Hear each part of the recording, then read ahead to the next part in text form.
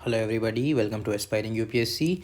आज के इस वीडियो में हम लोग देखेंगे कि यूपीएससी जो गवर्नमेंट स्कीम से रिलेटेड क्वेश्चन पूछता है उनको बनाने का तरीका क्या होता है। यूपीएससी कौन से ऐसे चीज़ों को उस क्वेश्चन में डालता है जिसे हमें एनालाइज करना होता है और जिसे हमें समझना होता है ताकि हम आंसर तक पहुंच सकें।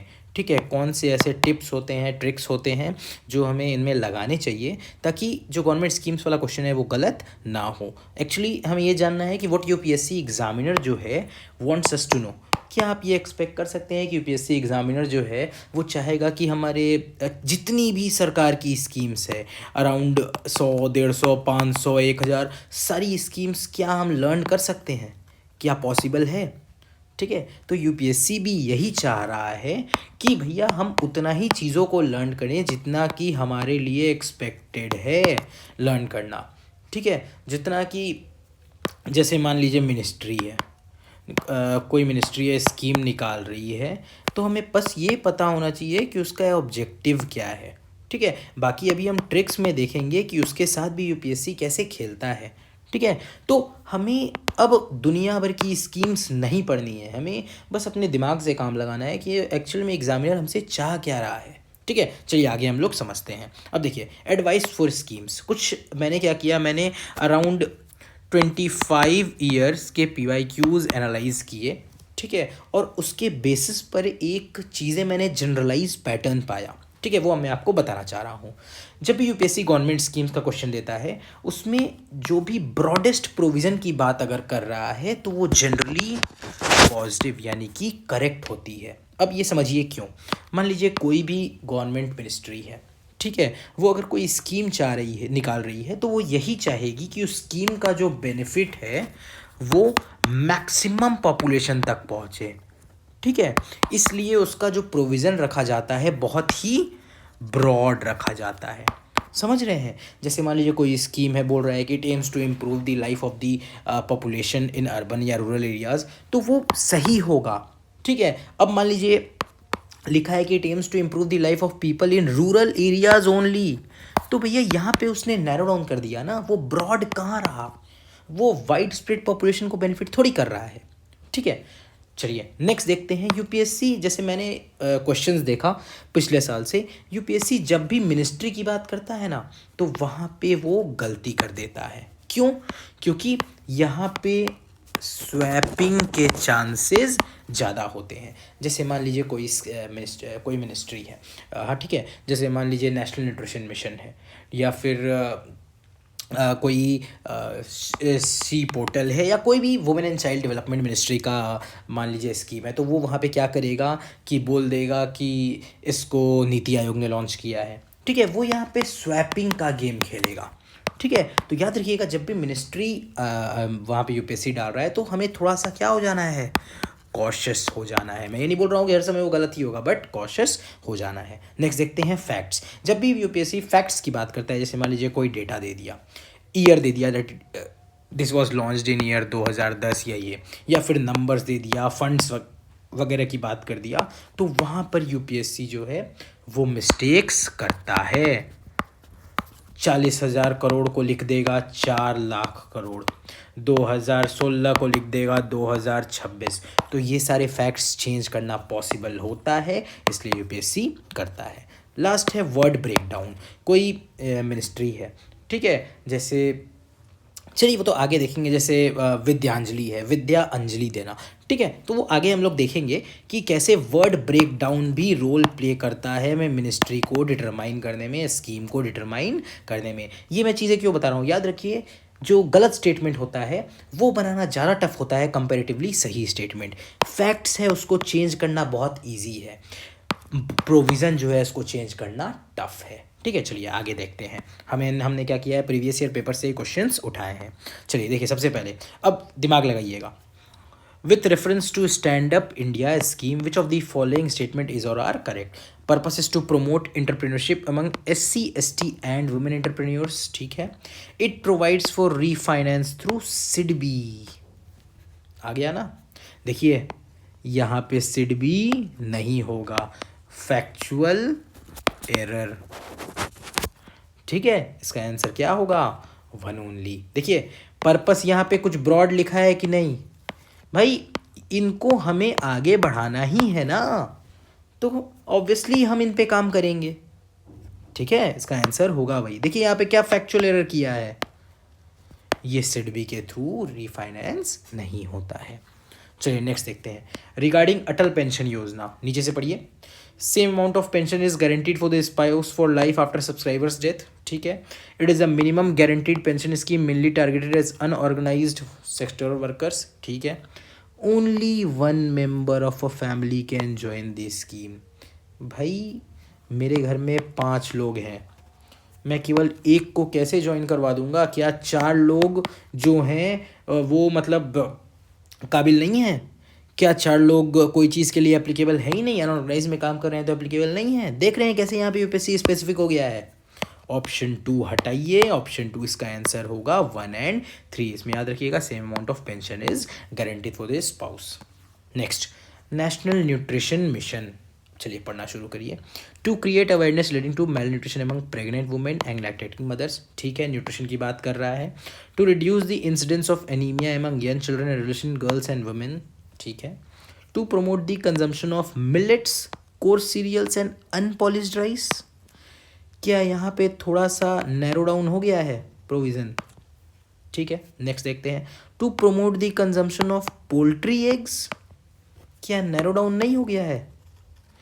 क्वेश्चन पॉइंट नंबर, अब आप कंपैरिजन करिए पॉइंट नंबर 1 और 2 और पॉइंट नंबर 3 और 4, क्या डिफरेंस समझ में आ रहा है? एक तरफ आपका ब्रॉड प्रोविज़न है और एक तरफ 3 और 4 में नैरोड प्रोविज़न है। मैंने क्या बताया था आपको? जहाँ पर ब्रॉडेस्ट प्रोविज़न की बात होगी याद रखिएगा वो सही होगा। इसका आंसर क्या होगा? 1 और 2 ओनली। जो मैंने लगाया है उसको लगा के देखिए, मैं आपके सामने दिखा रहा हूँ। चलिए, what are the advantages of national agricultural market scheme. मुझे पता है आप लोगों को सबको पता होगा, बट फिर भी वो ट्रिक लगाने की कोशिश करते हैं। Pan Indian electronic trading portal for agricultural commodities, नाम से ही समझ में आ रहा है एग्रीकल्चर। ठीक है, it provides the farmer access to nation wide market with prices commensurate with the quality of their product. बढ़िया है यार। मान लो इसका मतलब ये बोल रहा है कि जो उनका क्वांटिटी है उसके अकॉर्डिंग उनको प्राइस मिलता है, वो एक्सेस उनको दिलवाता है प्राइस का। तो भाई ये तो दोनों चीज़ पॉजिटिव प्रोविज़न ही है ना, समझ रहे हैं? इसका आंसर क्या होगा? बोथ 1 और 2, दोनों ब्रॉड प्रोविज़न की बात कही है, दोनों पॉजिटिव लाइट में कही गई है।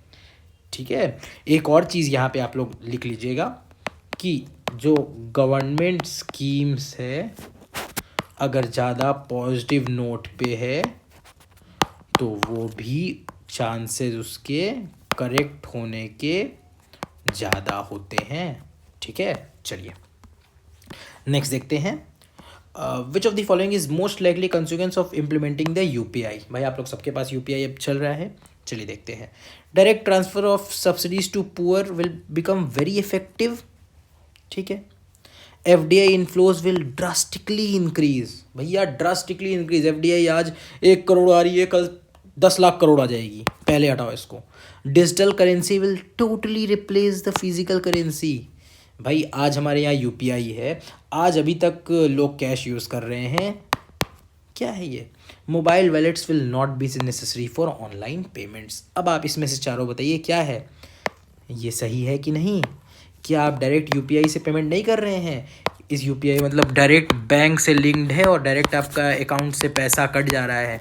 क्या आपको जैसे पहले पेटीएम वैलेट में आपको पैसे ट्रांसफ़र करने होते थे, क्या आज भी ट्रांसफ़र करने पड़ रहे हैं?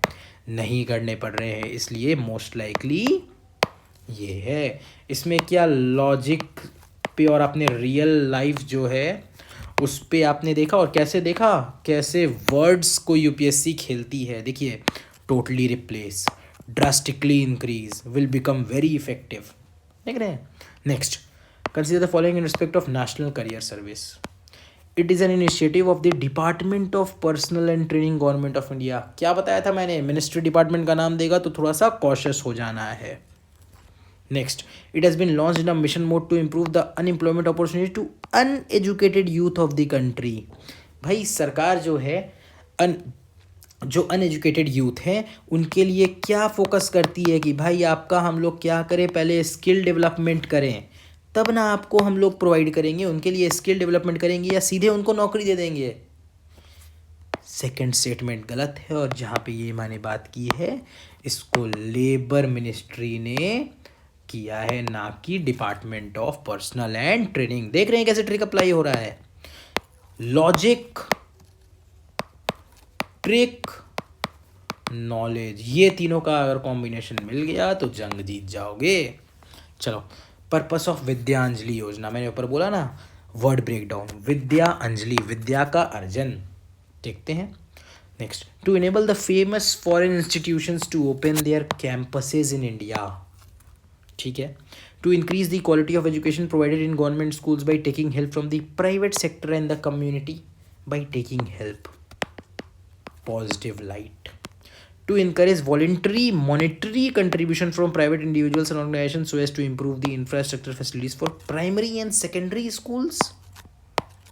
अब एक चीज़ मेरे को बताइए, विद्या अंजलि करना है, ठीक है, हम यहाँ पे कुछ बात हो रही है एजुकेशन की, एजुकेशन की बात हो रही है, विद्या देने की बात हो रही है, इंफ्रास्ट्रक्चर पे क्यों हम नैरो डाउन हो गए हैं। ठीक है, दूसरा, famous foreign educationals to open their campus in India. भाई एफडीआई नाम की भी कोई चीज़ होती है, सारे फॉरेन इंस्टीट्यूशंस यहाँ पे आ जाएंगे, तो वो अगर मान लीजिए एफडीआई यहाँ पे कर रहे हैं तो उसके बदले में उनको रिटर्न भी तो चाहिए। रिटर्न के बदले में वो क्या फीस कुछ हाई रखेंगे अपने एजुकेशन इंस्टीट्यूशंस? क्या जो एजुकेशन है वो ग्रास रूट्स तक जा पाएगी? बिल्कुल नहीं जा पाएगी। तो इसलिए ये पहला स्टेटमेंट बिल्कुल गलत है। साथ ही साथ तीसरा स्टेटमेंट भी बिल्कुल गलत है। क्यों? यहाँ पे बात हो रही है इंफ्रास्ट्रक्चर फैसिलिटी की। अब नेक्स्ट देखिए, विद्या अर्जन करना और सेकंड स्टेटमेंट पढ़िए, क्या रिलेशन दिख रहा है? To increase the quality of education, Vidya provided in government schools by taking help from the private sector and the community. Taking help, समझ रहे हैं कैसे लिंकेज है? इसका आंसर होगा 2 ओनली। अब देखिए ये क्वेश्चन है अटल इनोवेशन मिशन। अब इसमें लोग बोलेंगे कि इसमें ट्रिक लगाना चाहिए था। देखिए इस टाइप के अगर क्वेश्चन आते हैं ना तो इसमें ट्रिक अगर आपने सुना है तो वेल एंड गुड है, नहीं आ रहा है तो इस क्वेश्चन को छोड़ दीजिए। हर जगह ट्रिक और लॉजिक काम नहीं करता। आप लोग बोलेंगे कि इनोवेशन की जहाँ तक बात हो रही है तो वहाँ पे नीति आयोग करता है, नहीं, एग्जाम में इतना दिमाग काम नहीं करता है। इसका आंसर वैसे होगा नीति आयोग। लेकिन अगर इस टाइप के क्वेश्चन आपको आ रहे हैं तो वेल एंड गुड है, नहीं आ रहे हैं तो छोड़ दीजिए और आगे बढ़िए, आपके पास और भी क्वेश्चन हैं करने को। नेक्स्ट, विथ रेफरेंस टू जल जीवन मिशन इज़ नॉट करेक्ट। पहला नीचे से देखिए, सेंट्रली स्पॉन्सर्ड स्कीम, ठीक है। It is to provide functional tap water connections to every rural household, ठीक है। Improve quality of life in rural areas, देखिए broad. It was establish in the year 2016। क्या बोला था? डेटा फैक्ट आ गया, year आ गया तो कॉशियस हो जाना है। बिल्कुल इसका आंसर यही है, 2016 नहीं 2021 में आया है, ठीक है। तो इसी तरह से स्कीम्स की जहाँ तक बात आ रही है तो आप लोग को ये सारे पॉइंटर्स देखने हैं, ठीक है। इसको ऑब्वियसली और मैं कोशिश करूँगा कि और भी क्वेश्चंस आपके सामने लाऊं, प्रैक्टिस करूँ ताकि आपको समझ में आ जाए कि क्वेश्चन सॉल्व कैसे करते हैं, ठीक है। तो चलिए इसी के साथ आप लोग अच्छे से पढ़ते रहिए, रिवाइज करते रहिए, क्वेश्चन सॉल्व करते रहिए। मिलते हैं अगले वीडियो में। Okay, bye bye.